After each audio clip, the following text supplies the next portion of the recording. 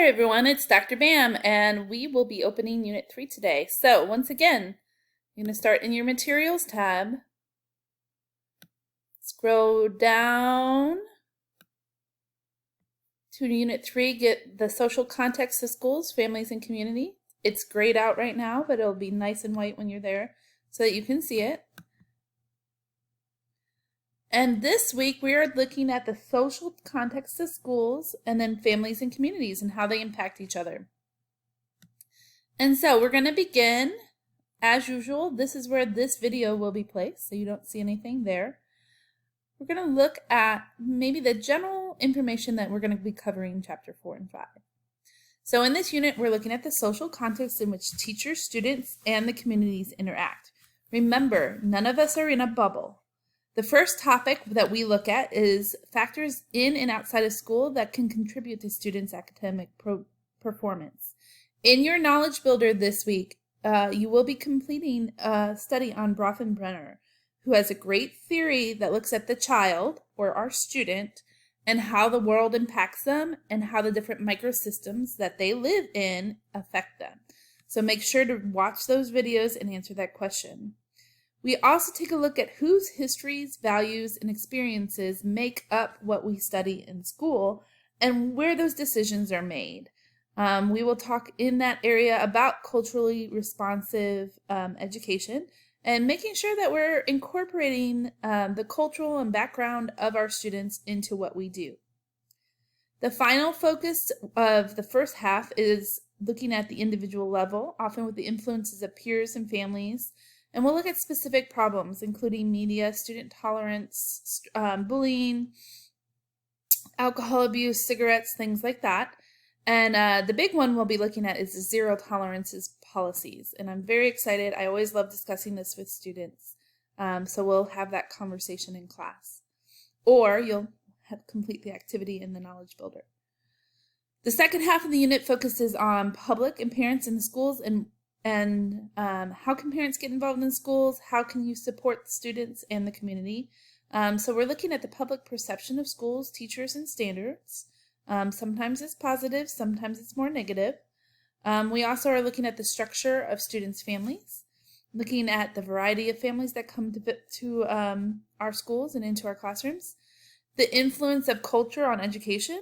We're going to look at how we celebrate students' cultures in schools.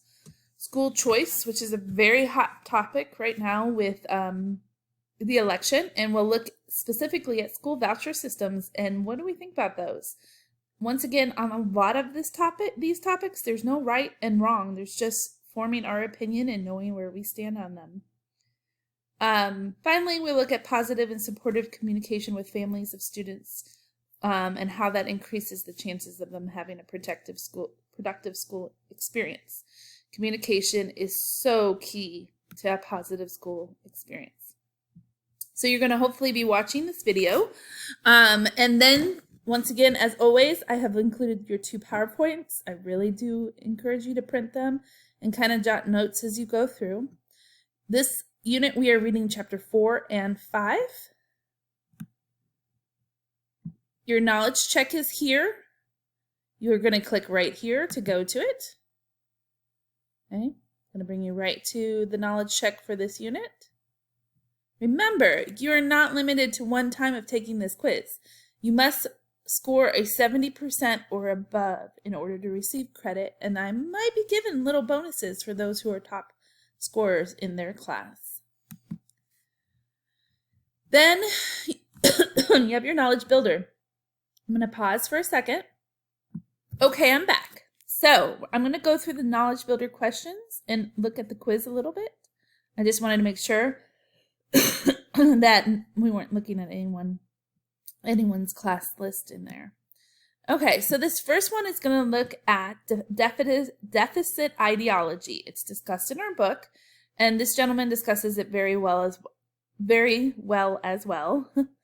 And I want you to discuss in 2 to 3 sentences, how do you now feel that deficit ideology impacts what we do in the classroom and schools? How does it impact what occurs in the classroom? The next video everyone will be completing as well, and it's a gentleman talking about culturally responsive teaching. He is at a community college level, but it doesn't matter. His message should be the same for K-12 as well, and is the same for K-12.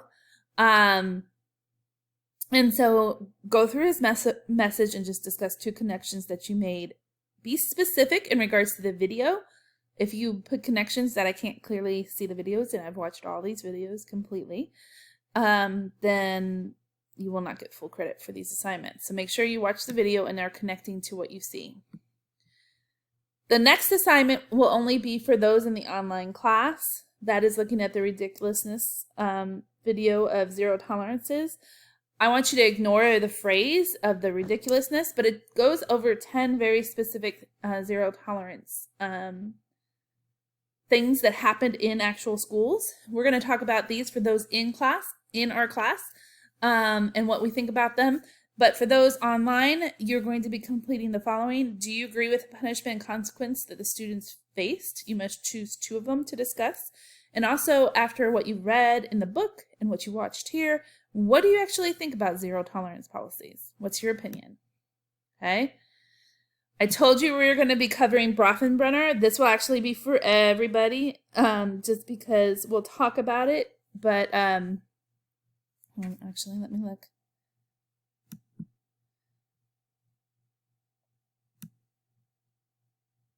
Yes. No, actually, for my face-to-face people, we'll be doing this one in class. So you will not have this one, hopefully, in your knowledge builder. I remember to take them out this time. But for my online people, you're going to watch the Brofenbrenner's ecological theory. We're going to talk about that in class for those who are face-to-face and really talk about how it impacts. Then you're going to take a look at this clip from Everybody Loves Raymond, which is funny because it's Everyone Loves Raymond, but also very poignant. And you're going to tell me the following. Now that you've watched both videos, can make a connection in the Everyone Loves Raymond video on the video to the ecological model, especially thinking about what aspects of home influenced what occurred in school. And so go over through that and you'll give me a discussion so I can see that you're making that connection. Finally, everyone will be looking at the vouchers in schools. Are school vouchers good for the voucher system? Very hot topic right now. It's coming up in the election. President Trump is very pro-voucher system. President Obama was not pro-voucher system. So this is from a 2017 video, I think, but it's still on the topic. It's still a talking point. What do you think after watching this video? I want to know, what is your opinion on the voucher system? Okay, so that is your knowledge builder. After you complete that, you will be going to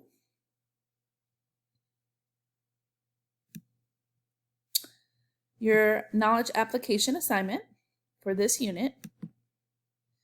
And you are looking at the factors in and outside of school that contribute to students' academic performance.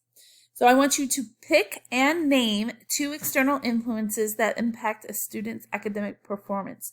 Think about what we discussed in regards to Brofenbrenner when completing this assignment. Okay, and then for each of those 2, discuss how you as a teacher could support the student in dealing with that external influence. Also talk about how a teacher could overstep the boundaries of their position in addressing the same. Each of your examples is worth 25 points. So I give an example exactly of how I want you to set this up. So you should actually be formatting it in the same way that you see in this assignment.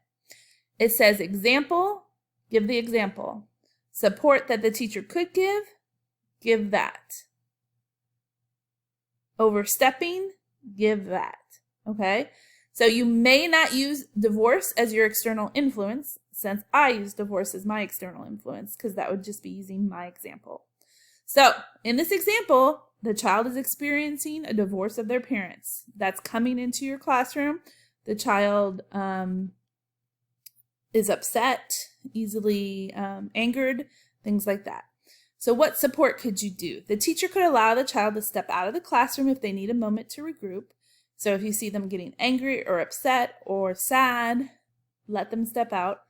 Or the teacher could offer ideas for ways the child could organize school materials when moving in between homes. So you might say, hey, I noticed that you're leaving a lot of stuff at mom's or you're leaving a lot of stuff at dad's, okay?